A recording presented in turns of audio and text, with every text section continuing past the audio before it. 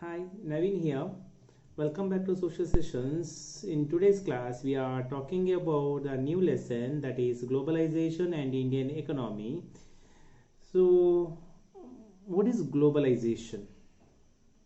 Before going to the globalization, you may have seen the many things on Indian roads which we are purchasing day to day, or we can say as a consumer of today's world, some of us have wide choice of goods and service before us compared to the before days what we have discussed in the barter system or the after the Indian independence what we are seeing the compared to the era we can say as a 90s or the 20s compared to the 90s and the 20s is having the best choice and service before us, right?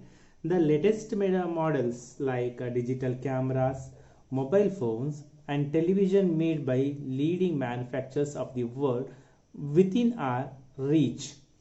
So one member who is sitting in the USA, we can talk within a fraction of second and we can see their faces. This made us to reach very soon. Every season, new models of automobiles can be seen on Indian roads. Gone are the days when Ambassador and Fiat were the only cars of Indian roads. So many years to back, we can see Ambassador or the Fiat car. That will be only we can see in the Indian road. We can see on the Indian road and those times. But now, today, the Indians are buying cars produced nearly about the top companies in the world. A similar explosion of brands can be seen for many other goods, from shirts to television to processed fruit juices also.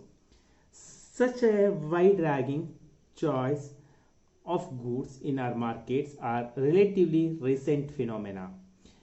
You would not have found such a wide variety of goods in Indian markets even 2 decades back. In a matter of years, our market have been transformed. How do we understand these rapid transformation? What are the factors that are bringing about these changes and how these are changes affecting lives of people? These are the questions may arise in your mind. I will repeat question.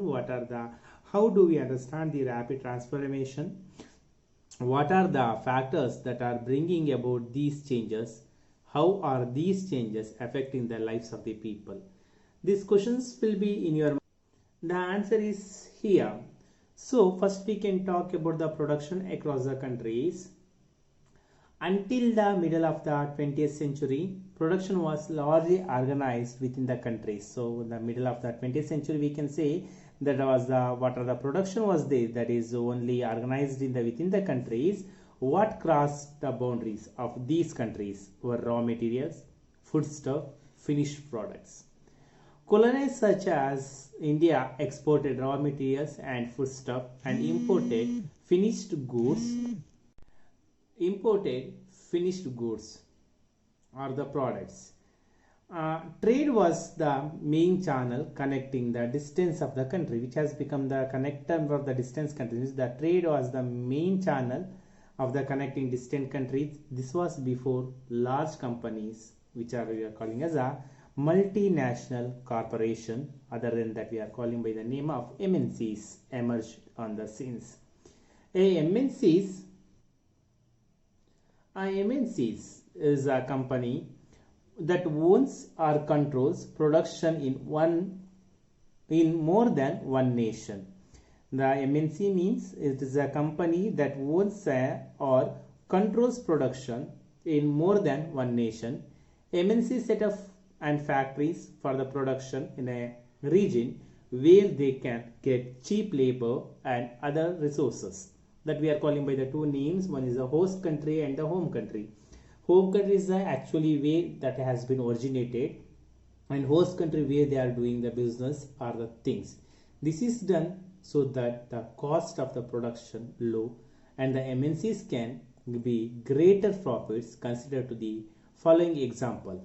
Spreading of production by MNCs, you can see a large MNC producing industrial equipment design its products in research centers in the United States, and then has the components manufactured in China. These are then shipped in Mexico and Eastern Europe, where their products are assembled and finished products are sold all over the world. Meanwhile, the company's customer care is carried out through the call centers located in India. This is a view what you are seeing on the customer care in here. This call centers Bengaluru equipped with the telecom facility and access to the internet provided information support customer abroad. The people who are sitting in the Bangalore, they can connect the call with the America or something else, the product we are launching. They can give the information about the product, what are the requirement they want, that is getting by the MNC. What are the example you have seen? MNC is not only selling its finished product globally, but more important, the goods and services produced globally. MNCs means it is not only selling and the finished goods, but goods and services also provide globally. As a result, production is organized in increasingly complex ways. So we can say the production is organized in the increasingly complex ways. The production process is divided into small parts and spread across. It was a small process and was spread across the global. What are the example we have seen there?